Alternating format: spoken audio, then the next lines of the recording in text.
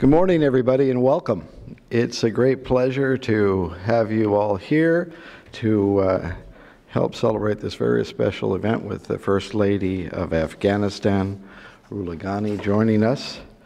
It was my great pleasure to meet her when I was working in Afghanistan between 2009 and 2011. I first got to know her husband, who was working hard for reform at that time, as he always has, and then had the pleasure of getting to know her and was struck by her dedication, her thoughtfulness, her courage, really, to keep working with a long-term vision for Afghanistan, her graciousness, and her wisdom. And that has stuck with my wife and I, those impressions, since we had the pleasure of getting to know her and helping work for all good things for Afghanistan, as we tried to do. Since becoming First Lady, she has continued this work for the vulnerable in Afghanistan, women and children and drug addicts, among others. Impressively, working to create openings for women in business. When I was in Afghanistan and helping to oversee some of our programs there, I saw the creativity, the dedication, the desire of Afghan women to contribute to their families and to the economy and to Afghanistan through the businesses that they could create. And that was, it was very inspiring. I'm very happy to see a Women's Chamber of Commerce now active and existing in Afghanistan. I've noted the First Lady has worked in support of national initiatives on the marriage of young children, trying to get respect for the law in place in Afghanistan, not to have those child marriages, and realizing that cuts off so many opportunities for education and often creates unfortunate situations of abuse and poor health. And in that connection, also very happy to see how she's worked in support of centers for treating drug addiction for women and children, but also for men, which remains a serious problem, especially in certain parts of Afghanistan. Her work similarly for the care of women in prisons has been very impressive. Her support for the family affairs units in the police force, which go in and help diffuse and find solutions to places where there is potential abuse that could take place. Her long-standing work in support of children on the streets through Ashiana and others. And then finally, recently, I've seen in recent months a convening of several different meetings, and just talking last week here in Washington a bit about the important role that women can play in support of peace. There's been a lot of discussion of the strategy of the United States, the new strategy moving forward on Afghanistan. But a key part of that strategy is to get to the situation where peace is more and more possible and becomes a reality. And one of the themes of Rula Ghani has been that women can encourage peace both at the micro level as well as to play a role at higher levels. And I think that is very important. So we look very much forward to hearing her thoughts about these topics. And I think we're going to see a short video first, and then Dan Rundy will moderate a conversation with Afghanistan's First Lady. Thank you very much.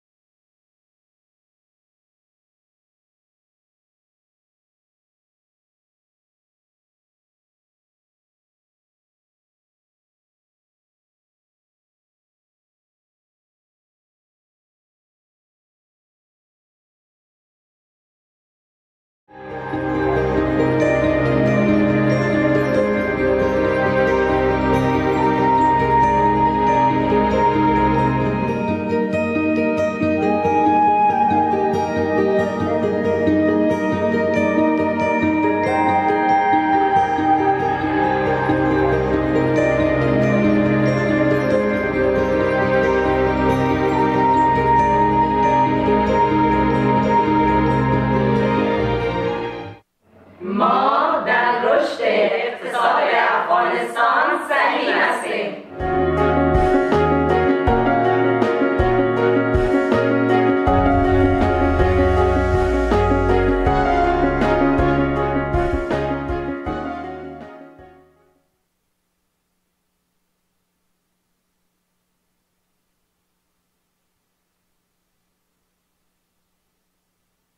Your Excellency, could I ask you to come on up, please? Please join me in welcoming the First Lady of Afghanistan.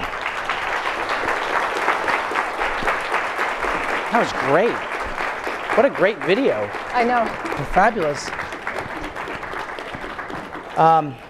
It's not your first visit here to CSIS. You had a very successful visit, I guess about a year ago, with our program Smart Women, Smart Power. I want to recognize my friend Beverly Kirk, who's here, who helped facilitate that and has helped make the Smart Women, Smart Power program really a wonderful keynote program here at CSIS, and we really appreciate you being here. We're so pleased to hear that you were back in town, and we wanted to have you come back. There's a lot of things we want to talk about with you, Your Excellency. I think the first is, could you just, I love this video, could you just comment a little bit about this video? Hello everyone. The reason I wanted to show a video is because sometimes, you know the adage that a picture is worth 1,000 words. I wanted you to see Afghan women at work. And actually this video is the video produced by the recently formed Chamber of Commerce of Women in Afghanistan. And it was done, the video was prepared by one of their members, the person who has the IT company. Just to let you know that women of Afghanistan are not waiting for people to come and help them. They are already engaged. And because they are engaged, we need to help them, because they will really, every little bit of information, of funds that you provide them, will be put to good use. They're very serious about what they're doing. They're very dedicated. They often are mothers having children at home. They often have you know, large responsibilities in their enterprise. I was hoping to see Manija Wafek. I don't think she's here. Manija is not here. Okay, maybe she will arrive later. She is the head of this organization. She has a whole factory, a clothes factory, and she has 3 kids. And she has managed during the past few months to put together a Chamber of Commerce. So in her spare time. Exactly. So that's what I want to say, that contrary, when I first became First Lady, I was appalled at the narrative. And the narrative was that Afghan women were really very weak. Afghan women were sitting in the corner of their homes, not doing anything, just being told to do things and being kept quiet. And maybe there is a proportion that are in such situation, but Afghan women in general is a very strong woman, very resilient, a woman that has survived 4 decades of war and has had to be very resourceful in terms of finding the ways to make ends meet for their family, for their children. And even sometimes they were widows. They needed to figure out how to manage without a male support. So it's basically, I think maybe if you want to summarize how I see my role, among others, is to say, Afghan woman is a very strong woman. Afghan women really can deliver, and this is why Afghan women deserve to be helped. Yes. Yeah. Good. And so you saw here in that thing. I mean, there is a variety. I'm not saying they're not running factories yet, but these are small and in the medium enterprises. They have started by themselves, and they are able to run them and profitably. Some of them have been several years already doing that, and eventually, with a little bit of help, and with especially help with helping them improve their products. Quality control is very important. Improve their products and help with, then if you have an improved product, then you can go to any market and the markets will welcome you. We have done a series of things here at CSIS about the non-military side, and Ambassador Wayne has really helped us here at CSIS focus on this non-military side of the conversation. Too much of the conversation in Washington is about security as it relates to Afghanistan. I think it's extremely important. I'm the first person to say we need to have a conversation about security in Afghanistan, but I think when I talk to military leaders, they talk about the need to change facts on the ground, to engage women in the economy, to have agriculture happen, to have people go to school, to have investments made, to have infrastructure built, all these things. Could you talk a little bit about, let me first talk about girls and education. If I recall correctly, Your Excellency, in the year 2000, I believe there were 0 girls in school in Afghanistan, or something around, I think literally 0 girls in school. Now, how many young women are in school today in Afghanistan?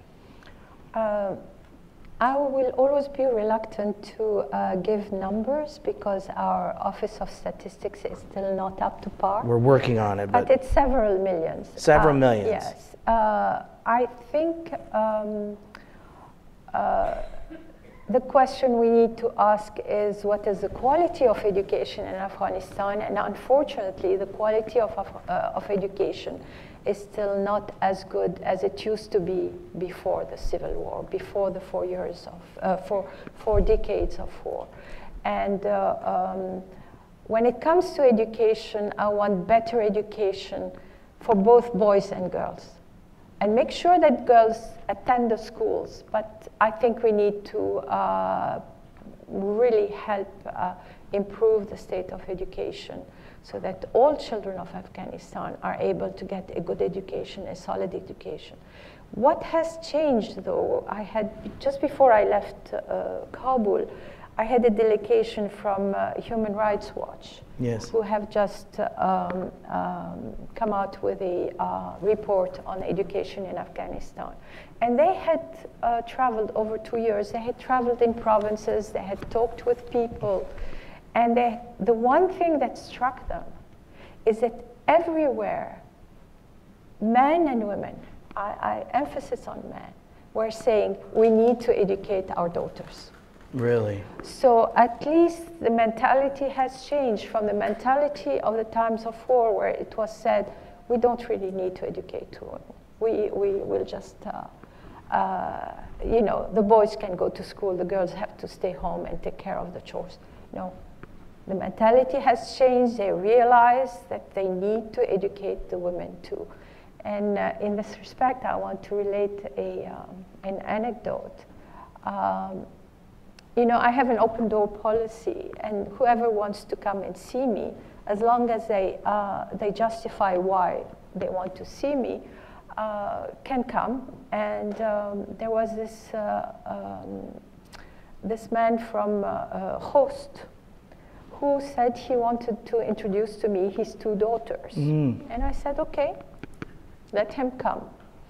And he came in traditional garb with the longi and all that, and he had his 2 daughters, slim, elegant, 2 young women, but with a surgical mask on their face. They didn't want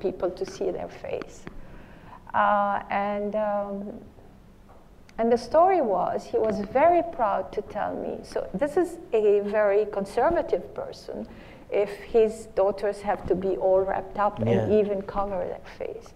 And yet, he wanted to tell me that his 2 daughters are in first year of the Faculty of Medicine. They were learning to become doctors. It's really moving when you see a father that insists that his daughters have to become doctors.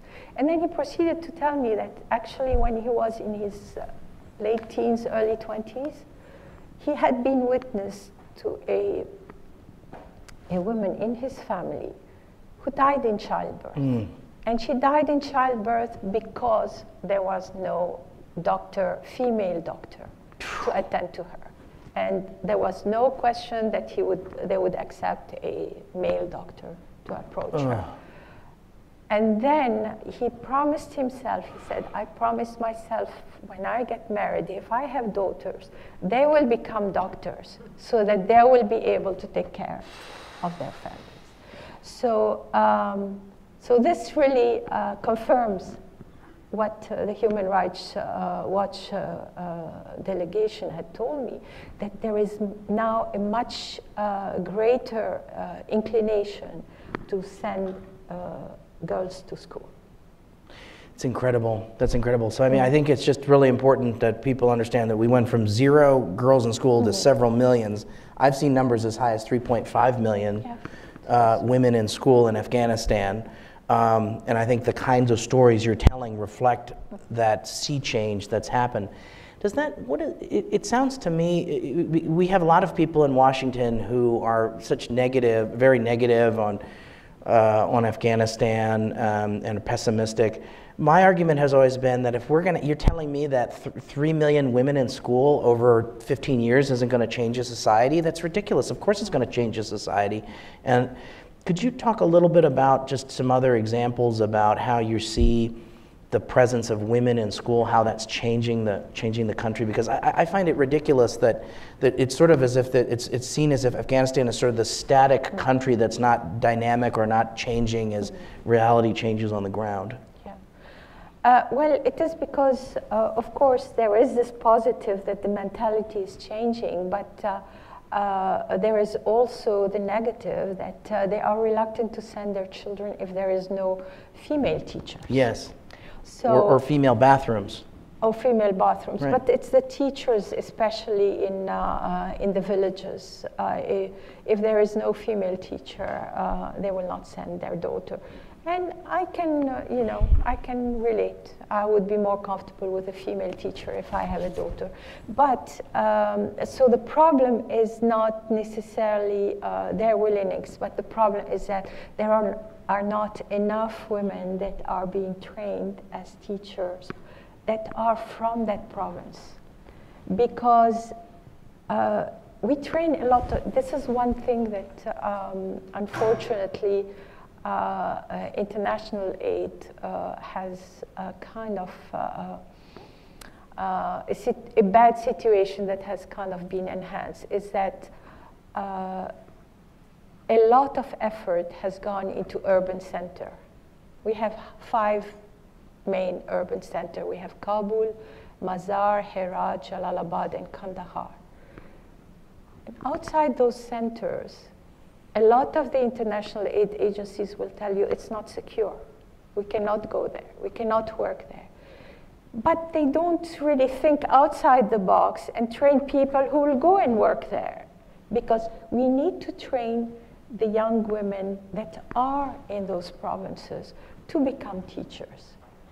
Because a girl from Kabul will not go and live in a village where there might not be running water, where the bathroom facilities are not adequate, where, I mean, it's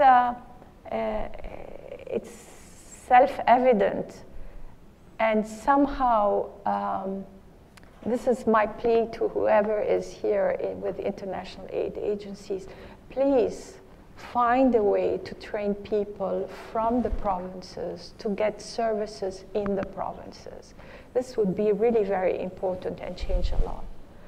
Your question was just about the changing. So I think that's actually a really important takeaway here is I think one of the homework assignments for us at CSIS will be on this issue of rural female education and rural teacher training.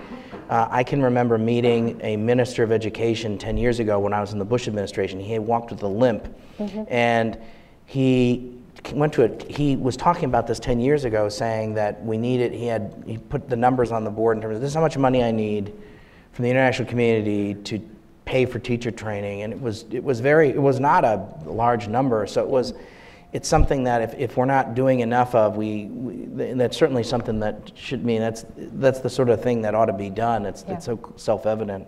But my question to you, Your Excellency, is I'd like you just to tell a couple more stories about the changing landscape, the changing mindset. Because of all these women in school, what are some of the things that yes, there are these constraints of there's not enough female teachers in rural areas who speak the regional dialects, and that is fixable.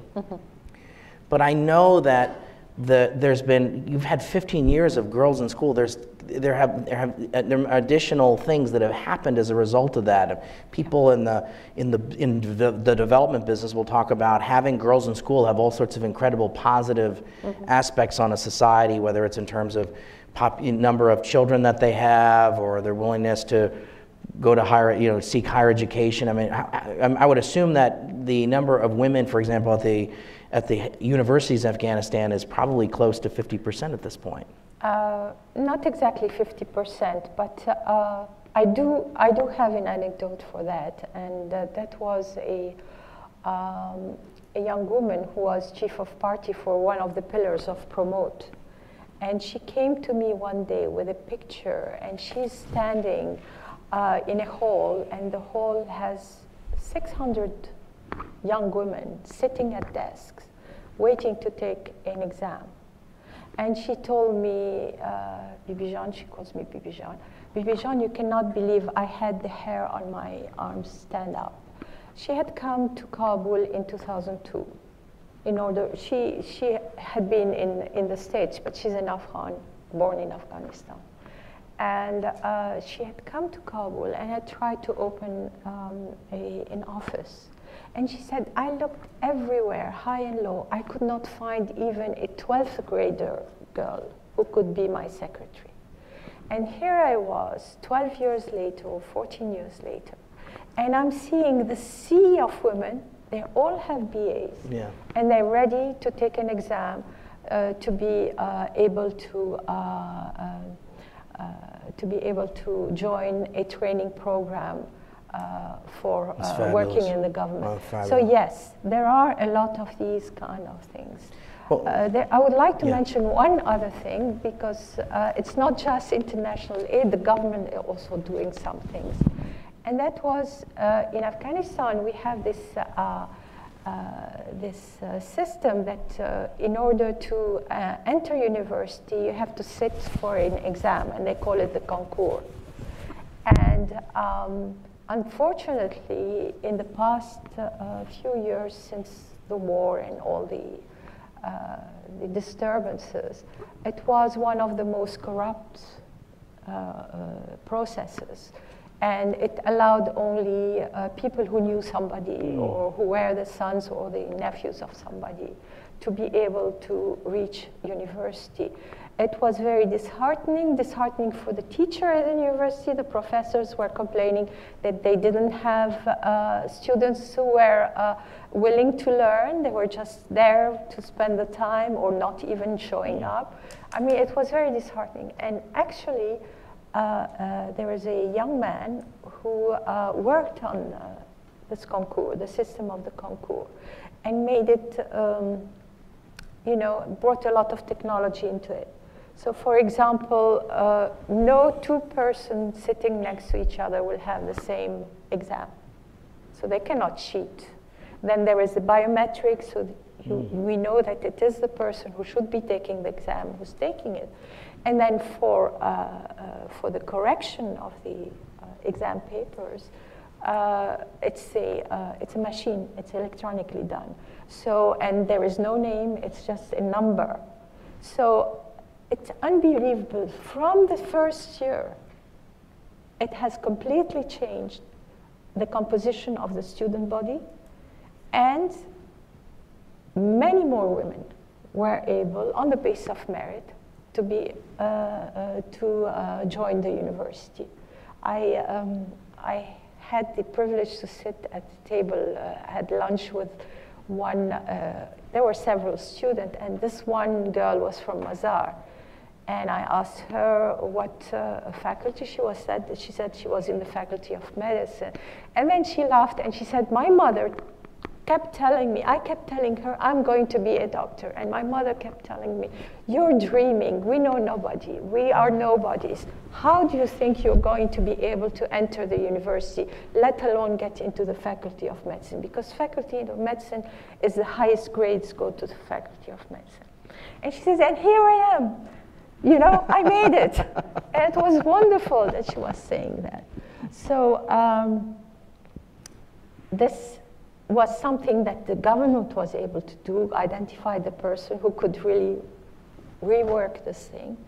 And I'm very glad to say that today he has been appointed at the head of the Central Statistics Office. This is the person who's reformed the test taking. Exactly, and so I'm looking forward that in 2 years I'll be able to give numbers, Okay. because he would have good systems in place. But it's in the million. We know it's in the millions of young women. We know we don't know the exact number, but it's a big number. It is a big number. We see the anecdotal results. There are a lot more women that are finishing high school, at least in the urban centers, because as you mentioned, in a lot of places there are no facilities, toilet facilities for girls. And that is, I used to think it's because by the time they reach puberty that the parents would keep them at home. And actually maybe this is one factor, but the major factor is because they start needing to use a bathroom more regularly. And if there is no bathroom, they stay home 1 month after the other month after the other, then they start going to school. So having just the mere fact of having bathrooms can really help keep children, women, girls in school. And you will note that the Prime Minister of India, Mr. Modi, has exactly the same kind of goal, that he wants by 2019 that every school in India offers bathroom facilities for the girls. Yeah. I wanted to just make a parenthetical about data and statistics. We did a report. If you have trouble sleeping at night, we did a report on statistics and development. But it actually is quite important. You think this is really a boring and mind-numbing topic, but it's really quite important. If you want to have a successful society, successful societies invest more and more in good statistics and in good data. And it's a sign when you see a country like Afghanistan sending its best thoughtful people to help run statistical agencies. It's very important. It shows the signs of progress. Development takes a long time, and the conversation we're having about is over 15 years of investments in women. You're seeing them now enter the universities in large numbers. This is unbelievable. I mean, this is an incredible thing, but you couldn't do that in 24 months. You couldn't do that in 48 months. This is a 10 or 15-year project. In the United States, the story of Plan Colombia is known well, Your Excellency, or at least in Washington policy circles, and that was a 20-year project. People talk about the turnaround in Colombia. I would argue that there are many, many things in Afghanistan that are going the right way, but it's taken 10 plus years for that to go the right way. But those stories don't get out enough. So I really appreciate you being here and telling these stories, because it's really important we understand that there's been an incredible amount of progress. I want to talk about a couple of other topics that I know that women have an important role to play in. I want to talk about the issue of corruption. And you've mentioned it in the United States had, the city of Chicago, and there's other famous cities and there are famous states in the United States that are well known for their having had corrupt practices. So we're not the only, Afghanistan isn't the only country that has had challenges with corruption. But if you could just talk a little bit about, there's a perception that Afghanistan has significant corruption problems. Can you talk a little bit about corruption, and could you talk a little bit about the role women play in helping to stop corruption? Sure. First of all, I want to say that when I got married about 44 years ago now, Afghanistan was not a corrupt country. Okay, so it's not something that is Afghan. Okay. After the war, you have to think, when you live in war conditions for 4 decades, you're not living, you're surviving. You're making sure to remain alive, that the people around you remain alive. So the difference between right and wrong gets fudged, and a lot of things become allowed, or at least feasible, because you're trying to survive. Yeah. And so I don't want to pass judgment on that. What had happened since 2001 is that the previous administration was not very focused on corruption, or on kind of not allowing corruption. But this also coincided with a time where international aid came in the millions, if not the billions, and some people maybe even say trillions. But one thing that the international aid agencies have not done is monitor. They did not really monitor where the money went. So there has been a lot of corruption, especially that money was in abundance. We have a slightly different situation now, because in as much as the money is not as abundant as before, and I think that the international agencies really have drawn their lessons, that they need to know, if they do this program, what results they're going to get. And if they don't get their results, then it's conditional. They're not going to give more money. So there is more attention that is being given to where the money goes. Corruption, you have 2 ways of combating it. You can go after the corrupt people, but you also can build systems that would prevent the corruption from happening. And I think the present unity government has been concentrating on building systems that will prevent corruption, where the flow of a particular procedure in a ministry is regulated so that it doesn't go through 20 people who need to put a stamp, and each time they need to put a stamp, they will require some money. Okay, something like that. Or larger things where, for example, you cannot get involved into something if ever you have, they can check and they see that you have taken land that was not yours or was government land, and you have kind of built on it. I mean, illegal acquisition of land. There are a lot of small things like that. At the same time, this administration has pushed for a reform of the justice system. We had a very corrupt justice system, so if people complained, they never got their rights recognized. I remember I'd given a talk a couple of years ago on the reform of the justice system, and at the end, a young lady came up to me and told me, "Oh, I am so thankful that you've said thank you, thank you, thank you." And I said, "Well, you know, I just talked about the reforms of the justice system." She said, "No, it's not this. When I was divorcing my husband, we went through the courts, and we went through the first court, then through the appellate court, and then through the Supreme Court, and I was winning throughout." And at the end, he got everything. Because there was a little caveat that the Chief Justice could overturn any kind of decision, even if it had gone through the Supreme Court.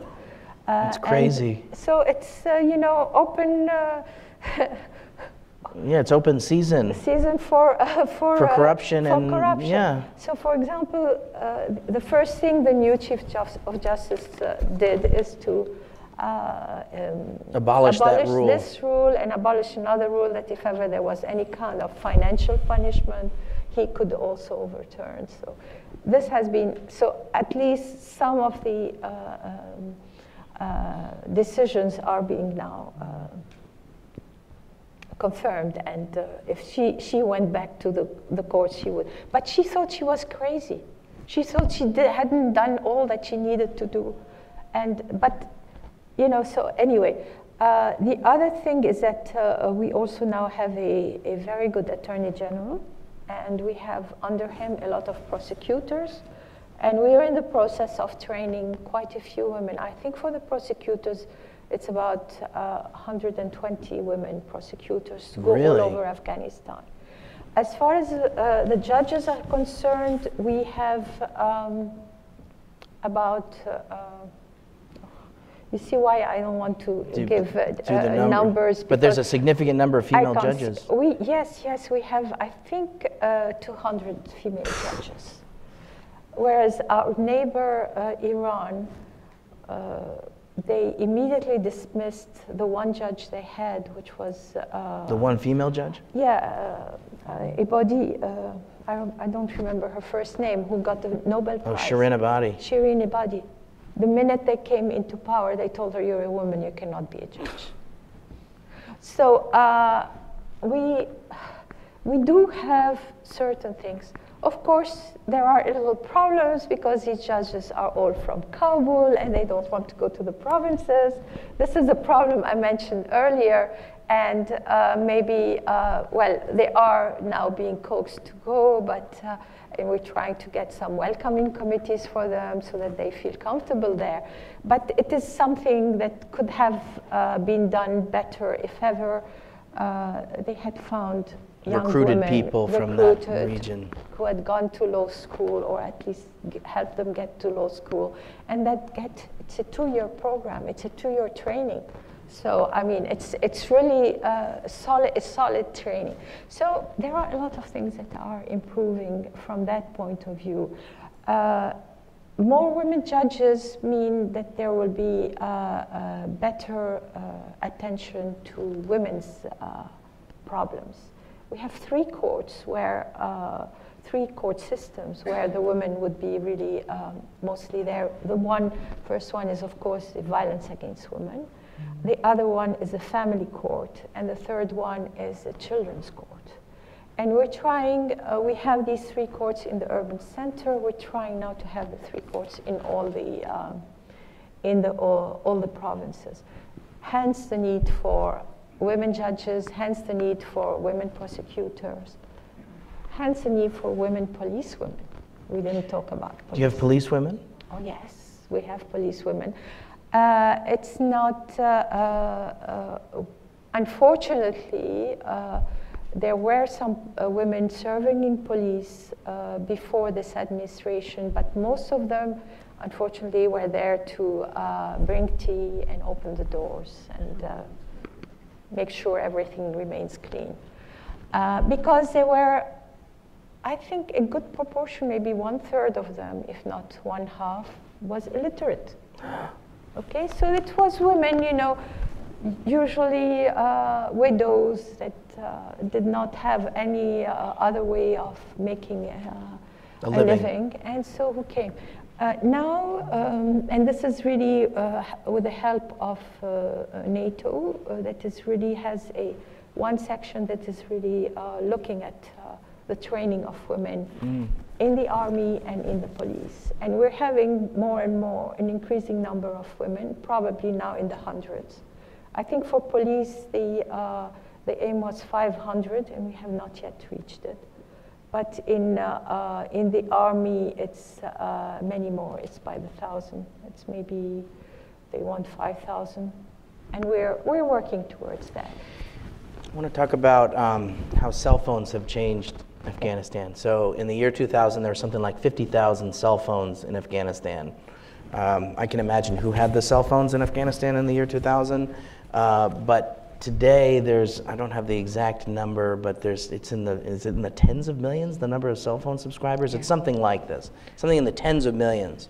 There's at least 3, maybe 4 cell phone providers in Afghanistan. Correct. You have smartphones. One of the things that struck me is that one of the cell phone companies is called Roshan, as you well know, Your Excellency. One of the things that struck me was there is, if you want to send money, I think it's more sophisticated than whatever we have here in the U.S. If you want to send money or get paid, you can use your cell phone to get for salaries. And could you talk a little bit about what the proliferation of cell phones have meant for Afghanistan and for Afghan women? Yes, there are several projects, schemes to pay people directly through their cell phone. It is still in its infancy. It's not. I'm not really quite sure. I might be wrong, but I have a feeling it's not yet totally. It's not something that we're using all the time. Yeah. Because what was happening, and there was a lot of corruption in this. I remember that from the time my husband first was Minister of Finance, and the money would leave in big bags. The salaries of the government employees would leave in big bags, and then distributed in each ministry for how many, I think. And there were several steps, and at every steps, the money diminished. So by the time they received their salaries, it was not exactly what they were supposed to get. So they're being paid $100, but they were getting 60. Something along these lines. This was taken care of during the time of my husband, in as much as the flow of the money has been done through the bank. Yeah. And the bank are giving the salary. And so even if there is a little bit of corruption, it has been reduced. We would like to be able to do it directly to each person with their on their phone. On their phone. There is a lot of resistance from the banks. Yeah. I wonder why. Anyway, so this is really just to let you know that we are aware and we're trying to work towards solution, but sometimes there are obstacles, and we need to figure out how to go around these obstacles or remove them. So it takes time, as you said. It takes 10 to 20 years to be able to get rid of some of these impediments. Could you tell us anything about, my sense is that even in the most remote parts of Afghanistan, women have access to cell phones. Can you just tell a story about either cell phones and women? There must be something that struck you. What it is that now there are a lot of families in Afghanistan that have 1 or 2 or maybe more members who are living and working abroad. A lot of them in Pakistan, in India, but especially in the Gulf. But some of them also in Europe, in the States, in Australia. And the big revolution is the SMS, because it doesn't cost a lot. You can reach somebody all over the world, and they can answer back. It's a wonderful means of communication. And because of that, women are very, very keen on learning how to read and write so that they can be able to send these messages. Before that, there were efforts about, we have a very high rate of illiteracy, and there were efforts You know, people, I don't know how sustained were the efforts, but they would go into villages and say, you know, let us teach you how to read and write. And the woman would say, what for? What do I need it for? Why should I learn to read or write? Well, there they really have an incentive. And this is really helping them a lot. So what is happening is that because they have that, also I have another story, a group of women who are writers and poets. But they are from all over Afghanistan. And what they do for those women who are members who are in very far away provinces cannot, because transport is really a very big problem for women in the provinces. Transport, they cannot really move distances without being accompanied by a maid. That's really a hindrance. So they wanted their members who were in those villages to be able to take part in their meetings.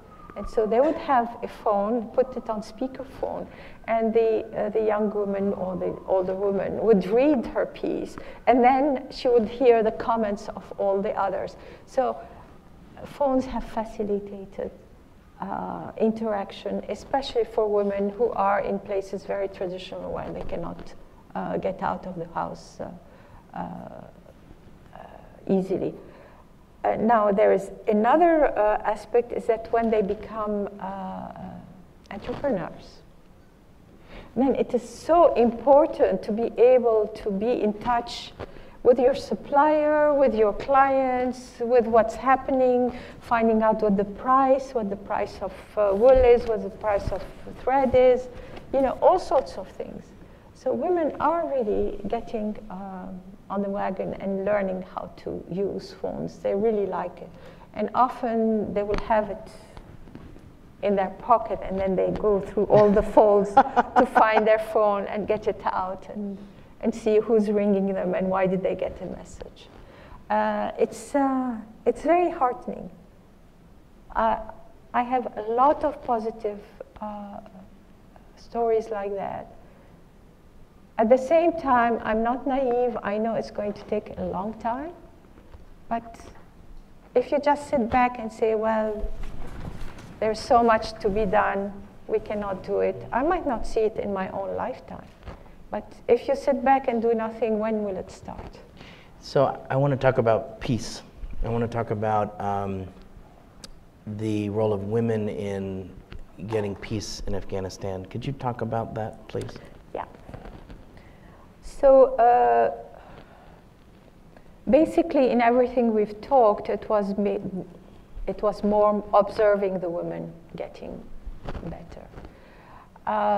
In peace, I have my little contribution here. There was some time at the beginning of winter, last winter, in the province of Rula, which is a central province of Afghanistan. The news came out that 29 people of one family had been slaughtered. Ugh. Yeah. They also slaughtered their 500 sheep. So no income generating activity. Anyway, so my husband was really very upset and wanted to go and condole with them. And he was going to go in a plane, so I said, oh, there is space for me. I went there with a couple of my advisors. You were there. One of my advisors is here, Palosha.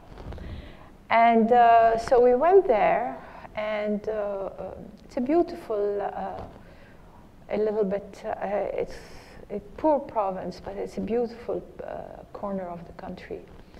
And we met with a lot of people, and eventually we had a meeting in the governor's office, a large office with a table all around, and then 1 or 2, 3 rows of chairs. And we met the families that were against the wall on the side. And you know, it was really very, very moving, because it was only the old women and the little children. They had really gone after all the adults. And then we sat, and some of the what do you call that? The leaders of the tribes stood up and started talking. And then a woman stood up. She used to be the governor before. And from what she was saying, we found out that actually, what I forgot to mention, in the media, it was Daesh that had done that. It was ISIS. So I was really very upset at ISIS. Anyway, we come there, and from what the discussion, the information we derived from the discussion, this was a local feud. It was between one warlord and his militia, and this kind of family that was probably prosperous if they had 500 heads of sheep. Yeah. And there had been some kind of family conflict, a feud, and the young man of that family had killed the head of the warlord. Oh, boy. And then the militia went and took its revenge and killed 29 people. So that made me start thinking, okay, it's true, we are being attacked by, we have like over 20 groups of insurgents, including the Taliban and ISIS, that keep attacking Afghanistan every corner, here or there. And you hear in the news that, they're gaining land. Keep in mind, these are hit-and-run operations. They come, they hit, and they leave. So maybe they are active in 1/3 of the country, but that doesn't mean they have control on that 1/3. They have control on some outlying areas. They don't have control on any city. And so it's true we have these people, but we among us have lived 4 decades of war, and we are still interacting with each other as if we are competing on the same resources. So I don't like you. You said something I don't like. You have a little shop at the corner. I go demolish your shop. You said something about my son. I'm going to go and take your daughter and impose her to marry my son. I mean, real stupid things that should be resolved in a much more better way. More peaceful, more reasonable, more rational way.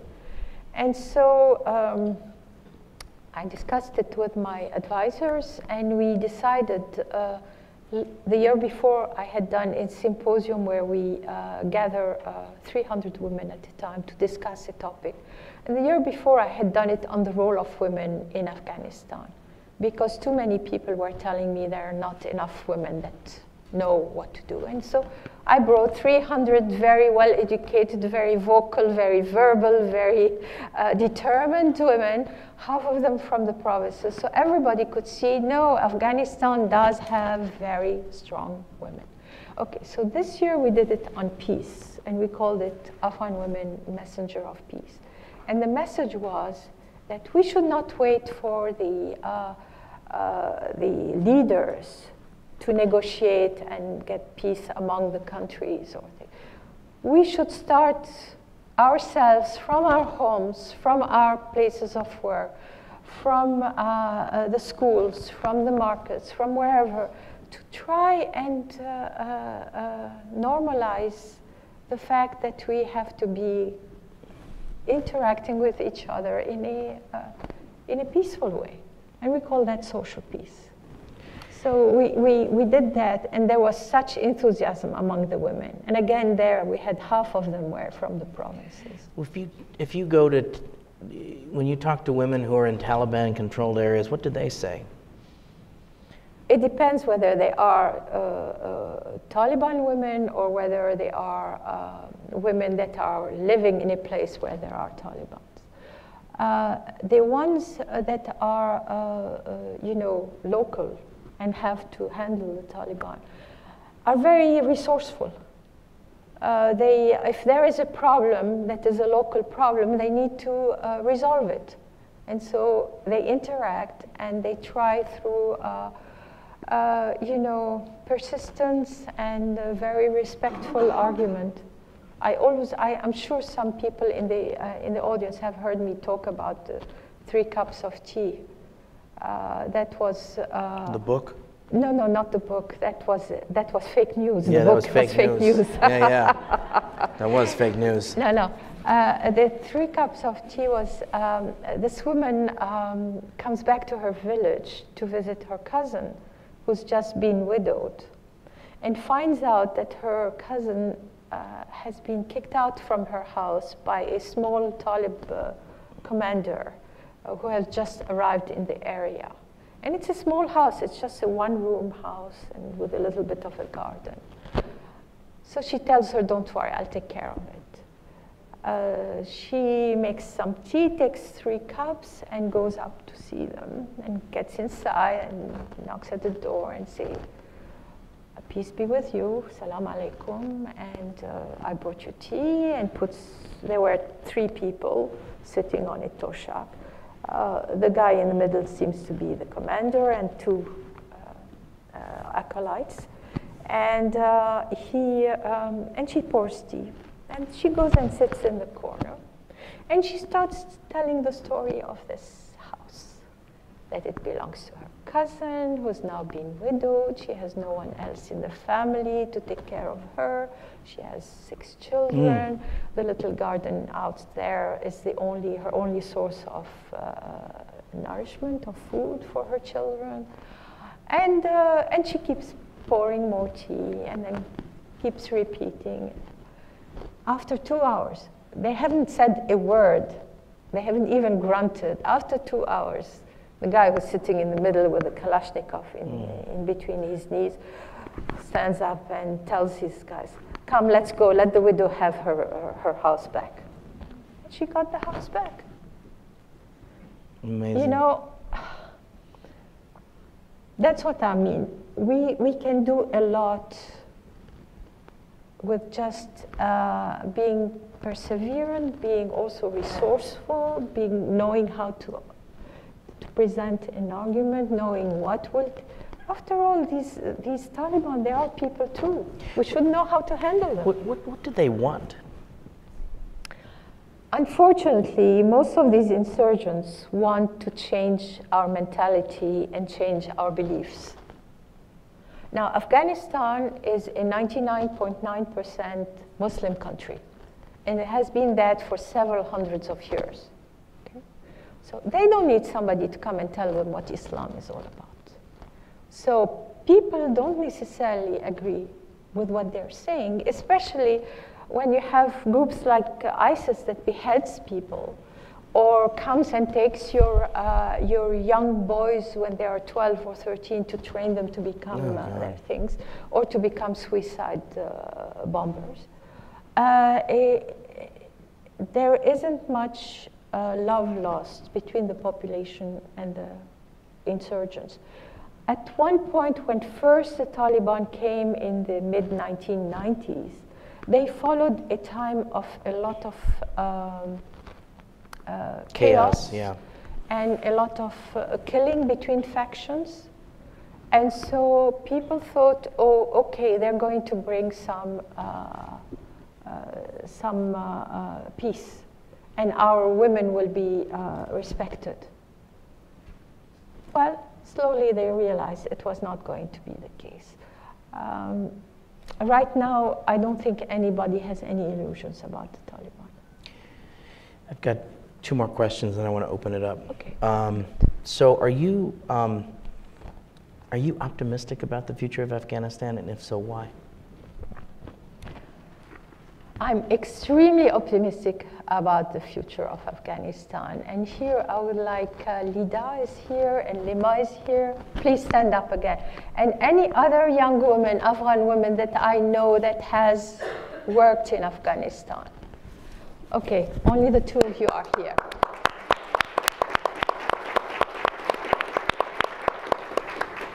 This is the future of Afghanistan. These are young women who have studied hard, who, in the case of Lima, she worked a lot before. Now she's back in the States to get her MA from Fletcher's. She not only has held jobs with lots of both foreign and governmental organizations, but she has also had a lot of impact socially. The last was organizing a youth conference, South Asia Youth Conference in Kabul, where 100 people came, young people, from all the countries, Pakistan, India, Bangladesh, Nepal, and all this, to create understanding among the young people of the region. Lida has been the chief of party for the Women in Leadership pillar of Promote. And she is the one who told me, you need to get people from the provinces, and for that you cannot do it from Kabul. You have to go in the provinces, and you have enough women to create a selection committee that will select women from wherever, for whatever program. Select the women, they can be sent to training, but these women, you're sure they're going to go back to their provinces. So, but you've trained how many women in your program, Lida? More than 10,000. 10,000. Wow. So we have great women. We have great young women. We have older women also who are very active. But unfortunately, I have less hope with the older generation, whether they're women or men, because they have lived so intensely the past decades, yes, that it is very difficult for them to let go of the problems of the 80s and the 90s. And they're still, whenever they see each other, they still say, oh, in 2000, I mean, in 1985, you said this, and you saw that. what I told you in 1994. I mean, it's ridiculous. We need to move on. The good news, Your Excellency, is that Afghanistan is a young country. Yes. I think more than 60% of the society is under the age of 30. Is that? I think it's something like that. It's under 70% are under 25. Okay, so that means that the young generation is going to soon take over, and exactly, and it's going to be a better place. Give it a little bit more time. But it is comforting to know that there are some that are already training to become that are already the next taking leaders. roles of Yes. responsibility. Yes. The women of the Chamber of Commerce. Fabulous, fabulous. Okay, so I have one last question. So Thanksgiving's coming up in the U.S. Mm-hmm. My family, they're very reasonable people. Mm-hmm.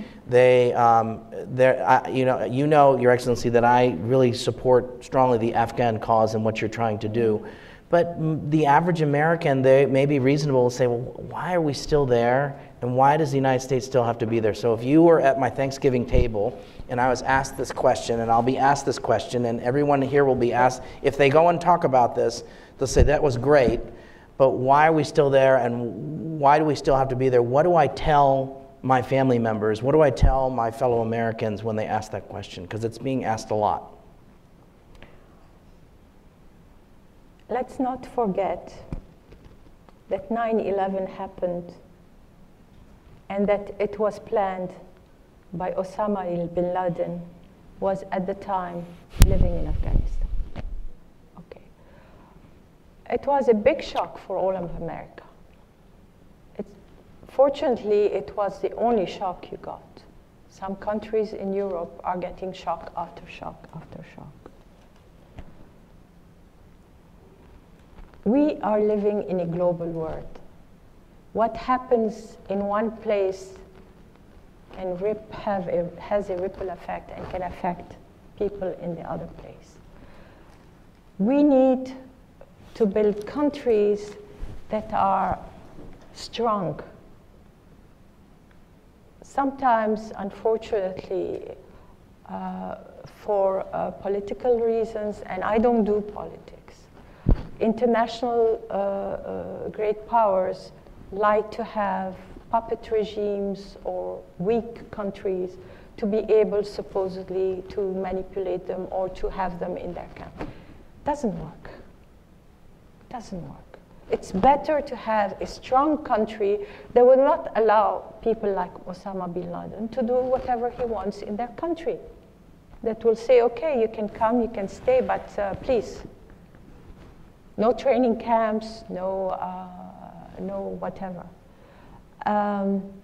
No proselytization. No funny business. Oh yeah, no trying to distort Islam. You know, all these things, you need these countries to be strong. My heart bleeds looking at the Middle East today. We've destroyed Syria, we've destroyed Iraq, we've destroyed Yemen, we've destroyed Libya. What's going to happen in all these countries? There should have been different solutions. I am definitely not for violent solutions. I think I've seen how my country of origin, I grew up in Lebanon, has gone through 23 years of civil war, and I'm seeing how up till today they're trying to rebuild it and reweave the fabric of society. Society is very important. Families are very important. One reason that Afghanistan has a lot of positive prospects for becoming strong again is because we still have the unit of the family, a strong unit in Afghanistan. Amen. And it's our support network. And this I say for people who worry about women's rights. And I agree, women should be allowed to do a lot of things. But please, don't couch it in terms that would mean that they have to leave their families. Their family is their biggest asset. It's their biggest support group. They need their families. What we need is for women to be respected within their families. So, to get back to your children, they need to realize that although they live here, I hope, a very happy life, yes, very secure life, and probably what they see on TV does not seem to affect them, that they cannot tell when this might affect them. It's becoming very clear in Europe. Fortunately, it's not that clear here in the States. You have been able to contain, but still you had the San Bernardino, and you may have had other yes, things we've too. had others. We are all interconnected, and we should all be able to have a good life, a prosperous life, not have to live under dictators, not have to live in sordid conditions. And then everybody will be happy, and then tourism will flourish again, and everybody will be able to travel everywhere. I remember when I was in my late teens, people thought nothing of driving a car from Paris all the way to Damascus or to Iraq or even to Nepal. We had in Afghanistan, we had a lot of hippies coming through. It's, yeah, it was, they were attracted by Kathmandu. Amazing. And the pleasures of Kathmandu. Anyway, so that's what I would say, is that learn about the rest of the world and don't accept that the rest of the world lives in dire condition. Everybody should have a right to a good life, and everybody should have the right to live in peace. Thank you. You've been very patient. Thank you very much. You're welcome. This audience. Okay. I'm gonna take 4 questions. My 2 friends here in the audience, this woman here, and I want to hear from Emmy Simmons. Those 4. So we'll start here with this woman here. Thank you very much. اجازه چون فارسی صحبت میکنین. It was wonderful discussion. I'm from Afghanistan, but your knowledge and information is more than me. I'm really proud of you as an Afghan woman, although you're not from Afghanistan, but you improved. Really, I'm proud of you and congratulations. I would like to ask my question in Dari, as long as I know you speak good Dari and Pashto. Okay. My name is Nazira Azim Karimi. I'm Afghan independence journalist. مثل که شما صحبت کردین در همه عرصه ها برای زنها بسیار کار کردین، قابل قدر است.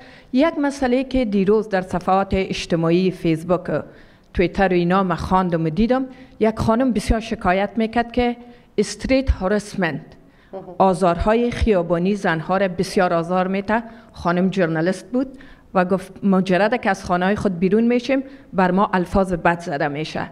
Street horrible harassment regarding women. Any comment? If you don't mind, I'm going to collect the 4 questions as a group. Okay, thank you. This woman here, please. Yes, I'm Najiba Khalil with Voice of America, Afghan Service. First of all, thank you so much for your great leadership and what you're doing for the women of Afghanistan, for women of your country. Oslo Research Institute, as well as Georgetown Institute for Peace and Women, recently, on a report, ranked Afghanistan as one of the worst country when it came to women's situation. I want your input in that as well. In a different topic, what is your suggestion for Voice of America's programming content, radio, TV, web, to help so Afghan women can benefit from it, to help them? Okay, good. Thank you. Okay, this woman over here. Hi, my name is Chris Veenstra. I'm a social psychologist and just an interested participant. I'm curious, given the barriers that women have in Afghanistan for education, like security, transportation and bathrooms, and I know that the internet is kind of sketchy there, and it can be, but I'm just curious as to what's being done in the space of sort of internet education, you know, given the explosion of online courses, and what's being done in that space to sort of help educate women at home rather than having to leave their home. Okay, so distance learning via the internet. Okay, Emmy Simmons, please.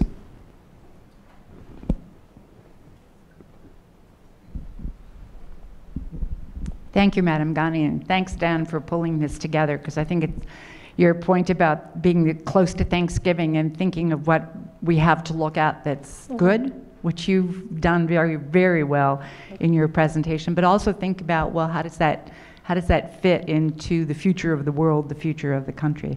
A very, very important point. I think also what I've taken away from you is how we absolutely must remember how long it takes to recover from conflict.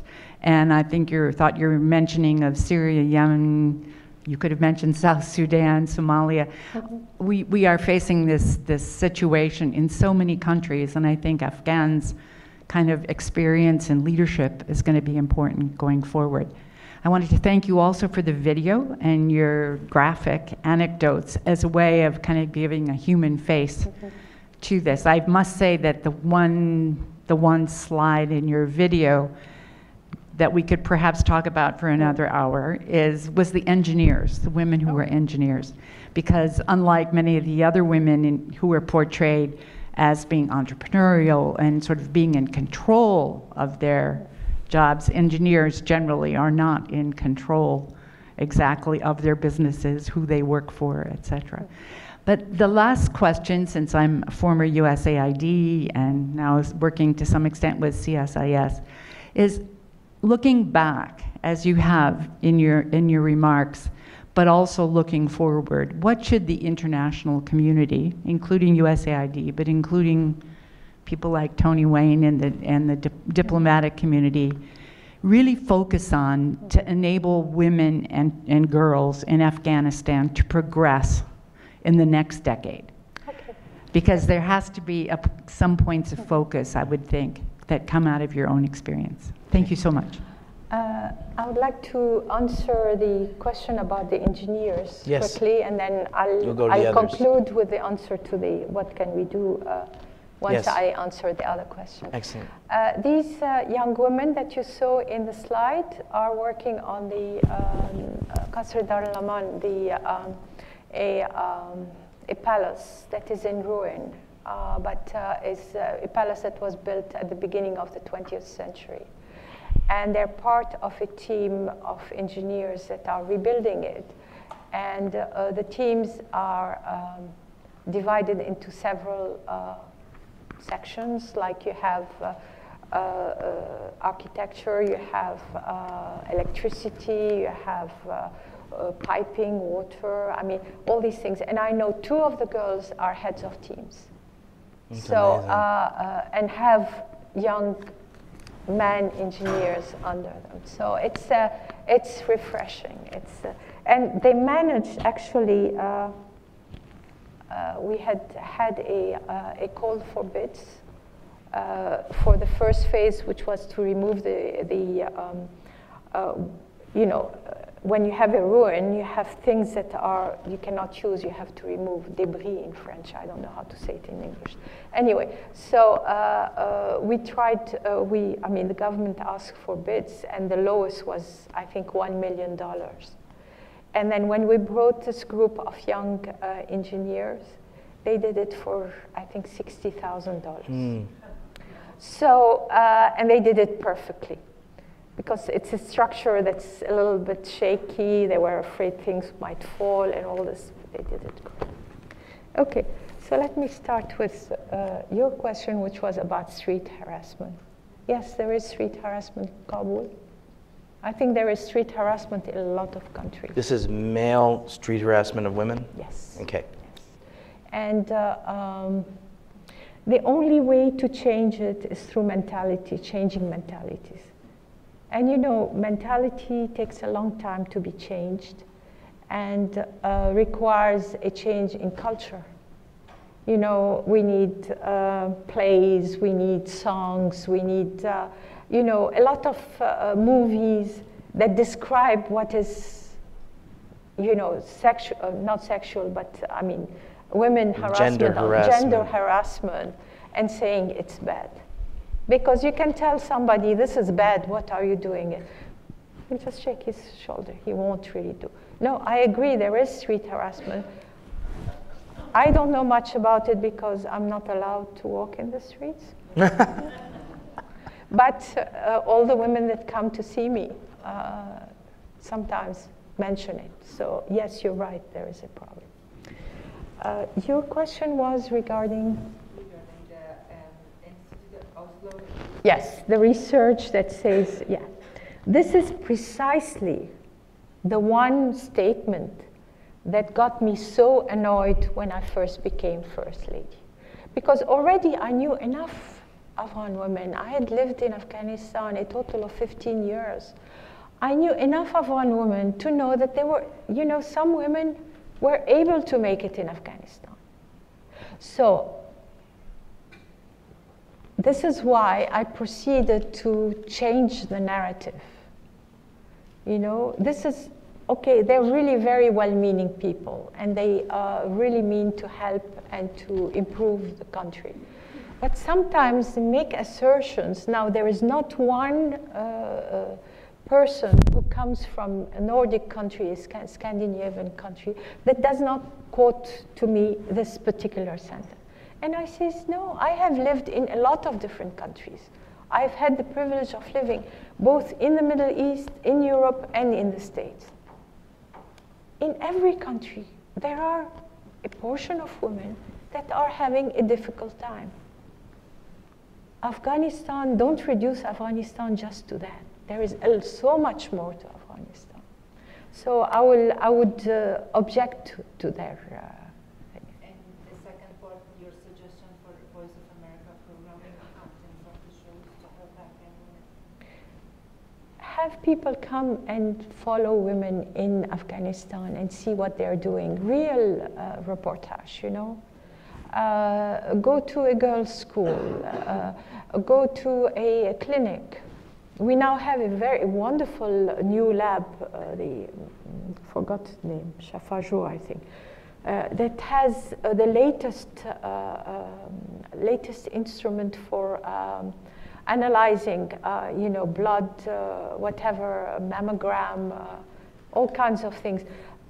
There's so much that is happening in Afghanistan that you really need to keep up with that and have good stories, or have people tell you about their dreams. What do they want to do? So that you understand where they are and what they need, Okay, there was and if you run that show, we'll do an event here at CSIS. VOA does that. Yeah. Absolutely. So there was a question about distance learning and the internet. Distance learning. The internet is a very good tool. At the same time, it's a very dangerous tool. And I know for a fact that diplomas that are earned on the internet are not recognized by the Ministry of Education, because there are a lot of phony universities and phony things. And the Ministry of Education does not know who are the good ones and who are not the good ones. And so they just say, no diploma from a internet class is accepted. So that does not prevent people from learning on the internet if they want to learn, okay? So that's fine, but they will have problems using it on their CV or on whatever, I mean. So even now with what Coursera and online courses Yes, yes. No, you have to understand the capacities of the Ministry of Higher Education to go and look on the internet and see whether this is a valid university or not are very limited. Pretty limited. So unfortunately, right now, distance learning is not a solution. So let's go to the last point you were going to close with. The last point that Mrs. Simmons was mentioning was what lessons can we take, right? I think, Emmy, that was your question about what lessons can international aid community take to enable and further the progress of women and girls from the case of Afghanistan? Okay. A general advice that I gave in the beginning is to do more monitoring. I realize there are the donors, and then there are the international... Then they're the doers. There are the implementers. Yes. Right. And there is somehow a... disconnect between. So sometimes the implementers feel free to do, and then it's the same thing with the implementers, which are the local NGOs. So somehow during that chain, the monitoring is totally lost. So that was a general advice. When it comes to women, I have two very clear requests. First of all, transfer real knowledge. We've had a lot of workshops for 2 weeks where they learned something. There is a board, and then there are things that are presented. They're very much, their incentive is the $5 transport fee. Right. So in 2 weeks, they might make $10 or $15, whatever. And they get a piece of paper that they add to their CV. I did this workshop. What did you learn? I don't know, I don't remember. The food was good. Exactly. I want real training. I want training, if ever they're trained into accounting, that they can become accountants. If they are trained into communication officer, they can write. They understand between perspective writing and op-ed writing and narrative. You know, let them become professional. Don't cheat them out of a good education. It doesn't need to be a 3-year scholarship to a university, but whatever training, professional training you're giving, give true professional training. Hello, Andre, I didn't notice you were here. Okay, so it's really very important, because this is why sometimes project finish, NGOs close down, or international aids move to another area, and nothing remains. Nothing remains. It's not acceptable.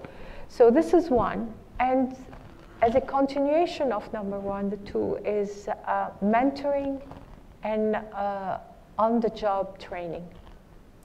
Mentoring is very important because you might learn something that was described within a certain context, and when you go to your work or to your place of work, the context is different, and you're totally at a loss.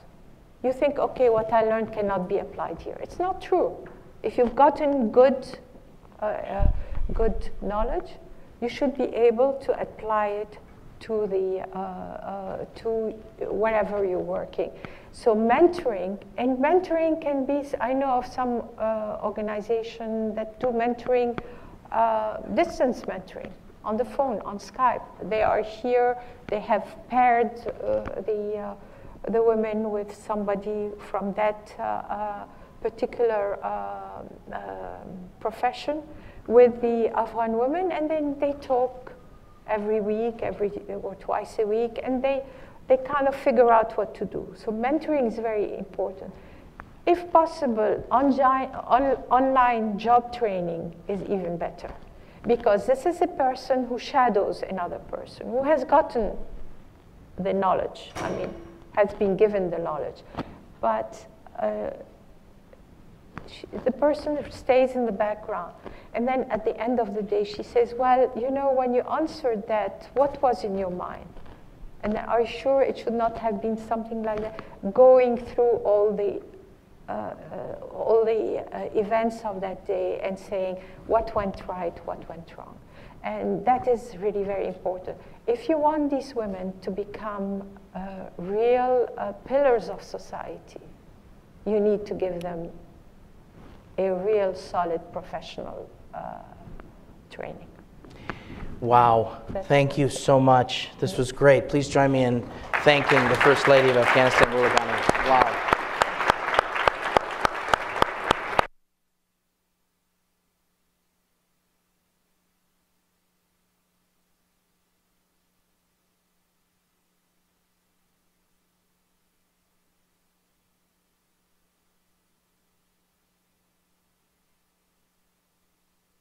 I suspect several people are going to want to say hello to you here, so why don't I let you, I suspect you have some friends in the audience, so I'll give you a few minutes to do that, and we'll reconvene in a few minutes. Of course, of course. Thank you very much. Thank you. Yes.